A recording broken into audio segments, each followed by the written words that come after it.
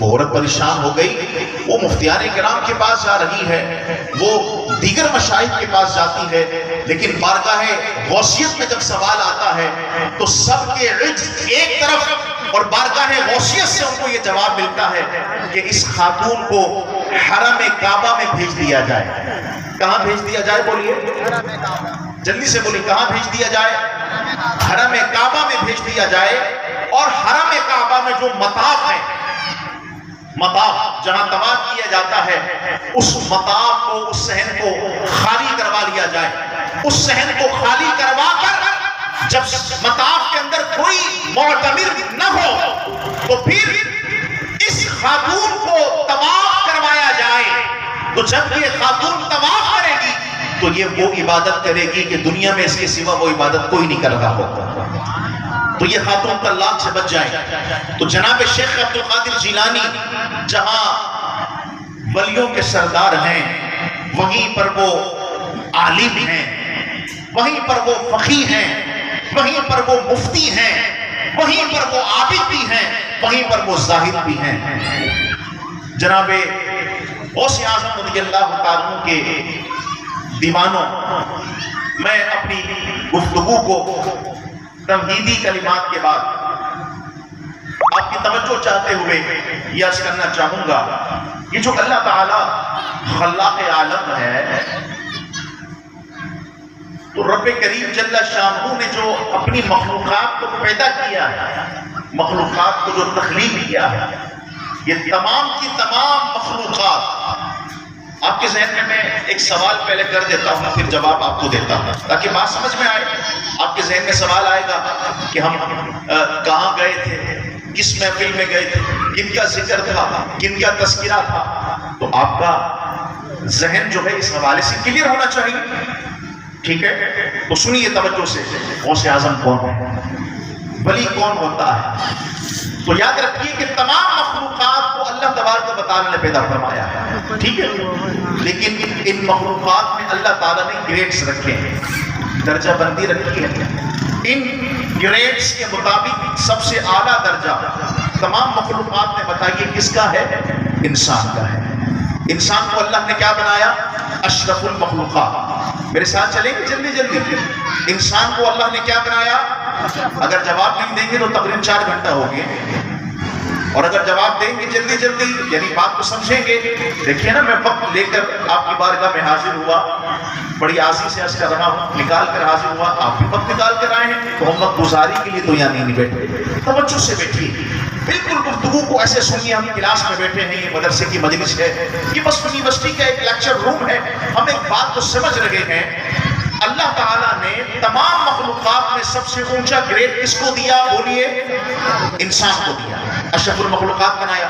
آپ کہیں گے کہ اللہ نے انسان کو اشرف المخلوقات جو بنایا ہے اس کی کیا وجہ ہے؟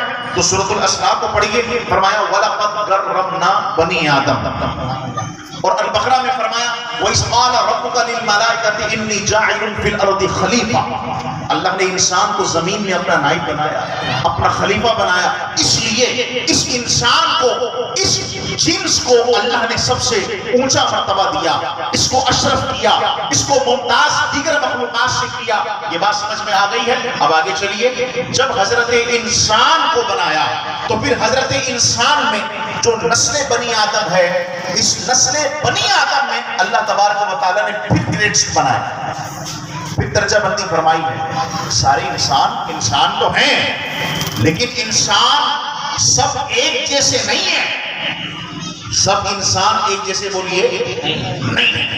ان کا مقام، ان کا مرتبہ، ان کا منصب اللہ نے جدا جدا اپنے مقام پر رکھا ہے۔ آپ یوں سمجھیے آسان انداز میں کہ اللہ نے انسانوں میں جب درجہ بندی فرمائی تو پھر اس میں کچھ ایسے تھے جو اعلیٰ تھے۔ وہ کون ہیں؟ انسانوں میں جو اعلیٰ ہیں، میں کہوں گا سمجھانے کے لیے، وہ اولیاء کرام ہیں، امت کے ولی، امت کے اولیاء ہیں۔ پھر میں عرض کروں گا کہ اعلیٰ ہیں تو پھر کچھ ایسے ہیں جو ان اعلیٰ سے بھی افضل ہیں۔ جو ان اعلیٰ سے افضل ہیں وہ کون ہیں؟ وہ حضرات انبیاء کرام ہیں، حضرات انبیاء کرام علیہ السلام۔ اچھا، ان حضرات انبیاء کرام میں بھی کچھ افضل ترین ہیں، تو وہ کون ہیں؟ وہ اولو العزم رسول ہیں. اولو العزم رسول میں پھر کون ایسا ہے جو سب سے افضل ہے؟ وہ پھر جناب سید المرسلین خاتم النبیین صلی اللہ علیہ وآلہ وسلم کی ذات مبارکہ ہے. بولیے محبت سے سبحان اللہ. یہ درجہ بندی سمجھ گئے ہیں؟ اب اس کو سمجھنے کے بعد نبوت اور ولایت کو ذرا سمجھیے. نبوت بچہ سمجھتا ہے کہ نبوت کا مقام کیا ہے. میں تھوڑا سا عرض کیے دیتا ہوں. دیکھیے نبوت یہ ازل سے اللہ تعالیٰ جس شخصیت کے لیے فیصلہ فرما لے کہ یہ نبی ہوگا اور ہے تو پھر وہ پیدائشی نبی. میری بات کو سمجھ رہے ہیں؟ پیدائشی کیا ہے؟ ہاں میں آگے جا کے اس کی وضاحت کرتا ہوں. یعنی مثال کے طور پر کوئی کہے کہ نبی محترم صلی اللہ علیہ وسلم کو 40 سال کی عمر میں نبوت ملی تو آپ فوراً اس کے ہاتھ کو پکڑ کر کہیں گے نہیں آپ اپنا جملہ ٹھیک کریں. اسلام کا مقدمہ ایسے نہیں ہے کہ 40 سال میں نبوت ملی. نہیں، نبی تو تب بھی نبی ہوتا ہے جب ماں کی پشت میں یا باپ کی پشت میں ہوتا ہے، ماں کے رحم میں ہوتا ہے. یہ اسلام کا مقدمہ ہے. رسول اللہ صلی اللہ علیہ وآلہ وسلم کی تعلیمات کے مطابق حضور تو فرماتے ہیں میں اس وقت بھی نبی تھا کہ جب آدم ابھی پانی اور مٹی کے درمیان تھے. تو 40 سال میں اعلان نبوت سرکار نے فرمایا، اپنی نبوت کا اظہار کیا، اپنی نبوت کے بارے میں اللہ کے حکم سے لوگوں کو بتایا. اس فرق کو ملحوظ خاطر رکھیے کہ نبوت، ایک بار محبت سے بولیے نبوت جو ہے یہ کوئی بھی انسان اپنی جد و جہد سے، اپنے مجاہدے سے، اپنی عبادت سے، اپنی ریاضت سے یہ حاصل نہیں کر سکتا. ٹھیک ہے؟ نبوت کے لیے فیصلہ قائد الہی کا رہتا ہے. جو اللہ تعالیٰ فیصلہ کر دے جس کے لیے، نبوت اسی کی شان، اسی کو جچتی ہے اور اسی کی شان کے لائق بن جاتی ہے. کوئی انسان نبوت کو توجہ کے ساتھ سن رہے ہیں بھائی؟ توجہ ہے آپ؟ یا کرامتیں سنائیں غوث اعظم؟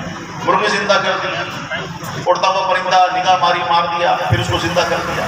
ایک تو ہمارا سنی کراماتیں بھی سنیں، لیکن اصل جو باب ہے میرے بچے، میرے بھائی، میرے نوجوان، اس باب ولایت کو بھی سمجھنے کی کوشش کریں کہ ہم یہاں غوث اعظم کی محبت میں بیٹھے ہیں تو وہ کون سے ولی ہیں؟ ولی ہوتا کون ہے؟